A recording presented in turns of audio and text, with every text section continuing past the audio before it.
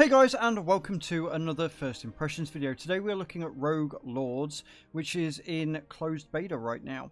It is a roguelike, I think. It's got the essence of a roguelike, with RPG and sort of turn-based combat as well.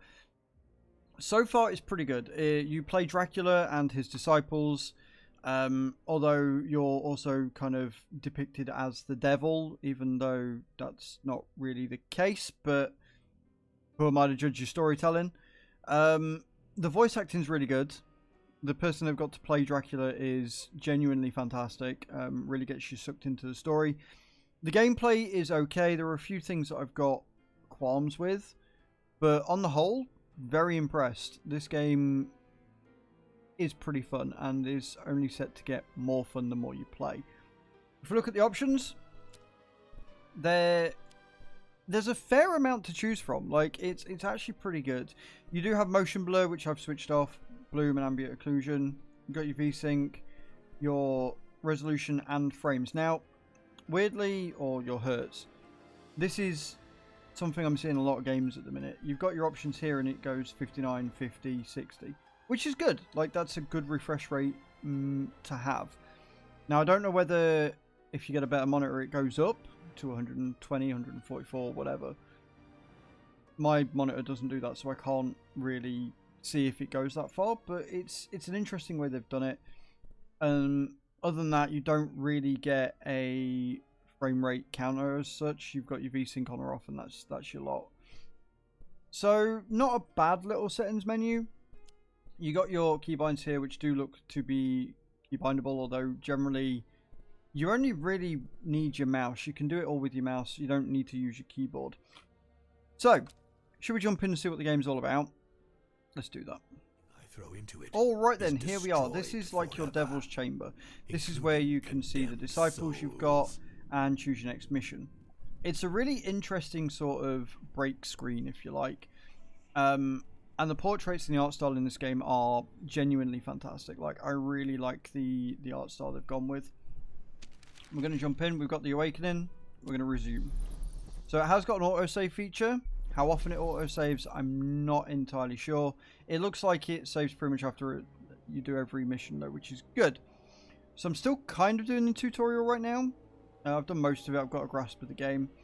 You have your disciple, which is the guy that you run around with. Now, one of the qualms I've got with the game is that in order to move, you have to kind of hold down your mouse button instead of, with a lot of games like this, with this like semi top down sort of action, you just generally click on where you want to go and that would be it. But with this game, you have to hold down.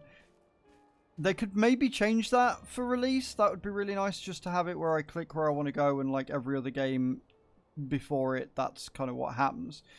You have these different zones which have different missions as you hit them, and you can go and explore to a degree new areas as you go. So you've got to go through, and as you go, you see these new things here.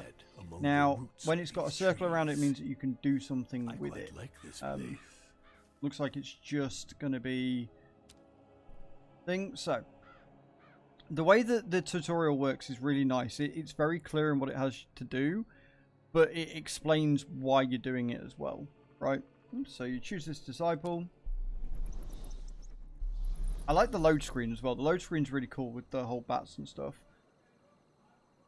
So it looks like there's some RPG choices to make, which is nice. Legend of Don't Time, a big roast. Right, so he's a possible demon hunter, which we've got to stop from being a demon hunter. Let's get more information. The killer already fancies himself new Van Helsing, even though he'd never looked evil in the face until a few minutes ago. The time has come to let him taste the secret of horrors only you know. Okay. As events unfold, you will have to make choices that influence how the story progresses. Yes, so there's choice making, there's combat, there's bonus events, there's skill events, there's like healing events and stuff. So there's a lot to this game. It's very multi-layered, right?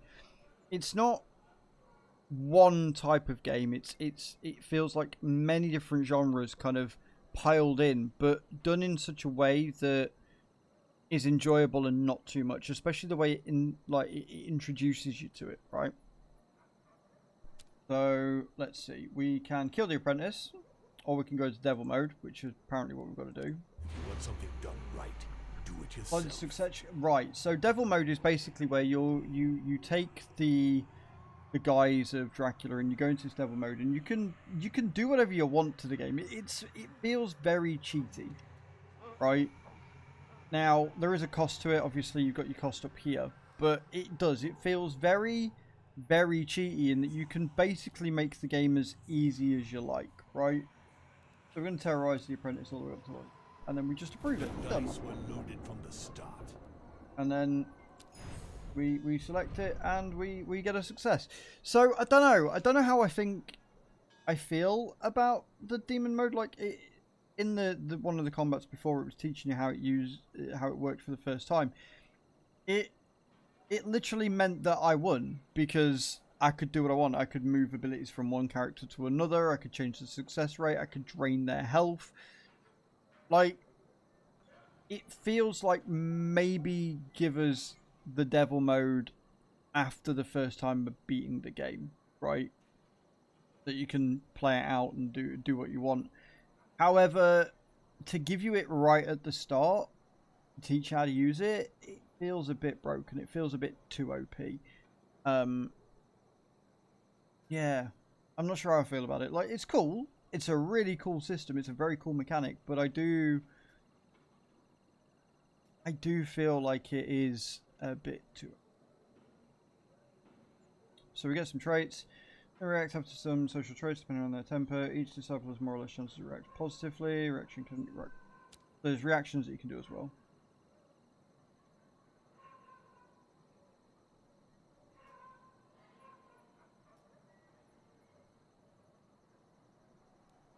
Awesome trade your demon hunters. Oh, okay, cool. So you can choose how you want to terrorize the humans and make them your minions and stuff, which is a really nice, again, it's a nice feature. Finally. But there is a lot to take in this game. Like, I've been at it for about an hour and I'm still in the tutorial learning new features. There is, you know, a case of maybe too much of a good thing. But, like I say, it's done in such a way that it's spread out enough that it's not too overloading. Okay, cool. I don't know what I was supposed to do there. I wasn't reading.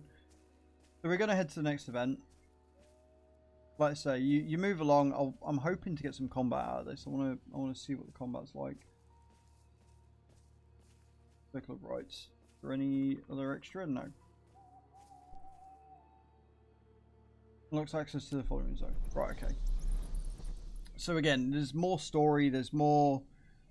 This is showing you how you spend your souls, which you've just got. The conductor of souls finally skills and relics, etc. So they've got a shop system, don't make him store, the way you can buy skills for stuff. So you've got souls here, and we're gonna just confirm. And there's an interesting way that you can upgrade the rarity of your current skills by getting 3 of the same, which is an interesting idea. Go with that one. Buy a relic. There's relics on top of everything else as well.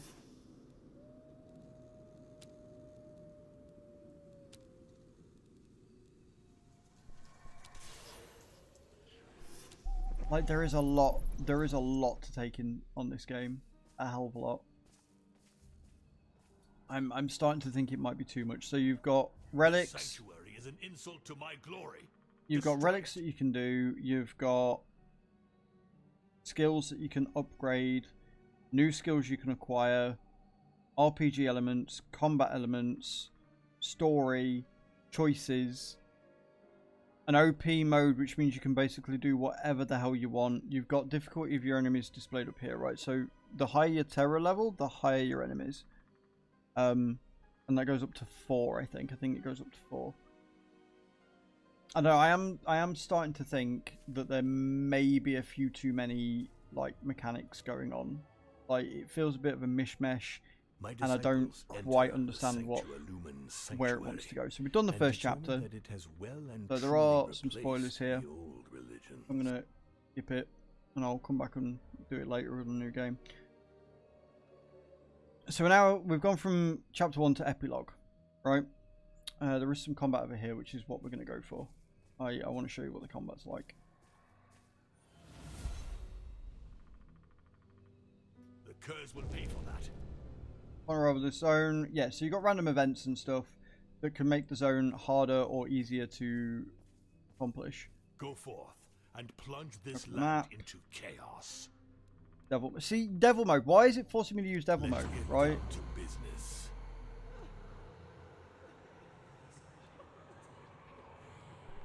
My power is absolute.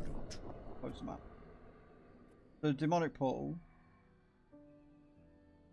So you've made a demonic portal that I can't use yet, but again, so that's another mechanic. So I can now teleport to different zones just because. I like the concept of this game, but it's a bit overwhelming, honestly. But let's have a look at the combat. So here you can choose your rewards, right? So you can choose a skill, you can choose to get souls, you can choose to get terror, which will help you level up. I'm going to go for skills, just because skills. And then these are your characters. So you've got a turn, and you've got your guys that you've got to beat. So what you have to do is you have to click on the person you want to use. You then select the move and attack them, and it will tell you what it is that happens and what benefits you get. And then click on that. And you stab yourself in the head for reasons unbeknown to me, and then you slash him, right? And then you can select somebody else, and you can go.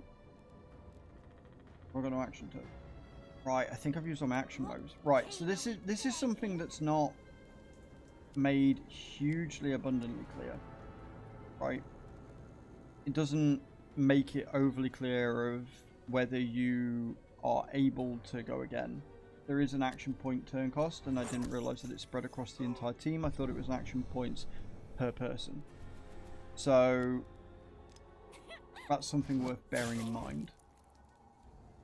Now, obviously, as you can see here, you've got physical and you've got spiritual. Generally, all of my moves are physical right now, so it's just a case of going in and hitting them as hard as is humanly possible.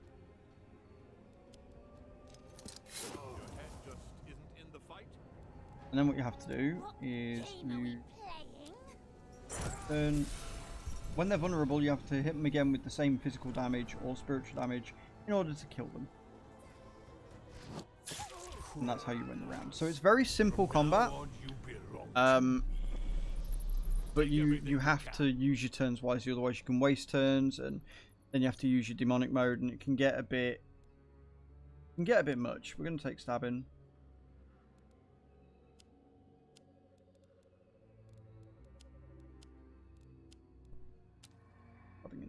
Cool. So there you are. That's the game. That's what it is. You go through, you play the story, you get more disciples, you wreak havoc, and you try and take over the world as you should have done 10 years ago. It's not bad. It's definitely a good effort. It is in closed beta, so there is lots that can change. I am a little bit concerned with how many mechanics they are stacking on top of each other, though. It is a bit overwhelming. But it's been done well, right? They could have had this many mechanics and done it completely just fucked it up, which they haven't. It'll be interesting to see how easy it is to stay on top of it, how easy it is to keep engaged with it as well, like, because they've done all this within the first chapter, right? A lot of these mechanics they could have added on later on down the line in a more slow progressing way, which would have kept the gamer, the recipient, the person that's trying to play the game more engaged. I feel like it's done it all really early on, and then you've got all these things to remember, and it can make you a bit disenfranchised with it all. But there you are, guys. That's my review. I'm quite I'm quite impressed. For first impressions, it looks amazing. The art style's fantastic. It runs very well. It plays well. And I'm just concerned with how many mechanics there are in the game. But let me know if you agree with me in the comments down below. Don't forget to hit the thumbs up button as well. And do subscribe if you haven't already. We are on 572 of 580 subscribers. It would be amazing if we could hit 580 by the end of the month. And thank you very much for watching, guys. I hope to see you all next time. Ciao, ciao.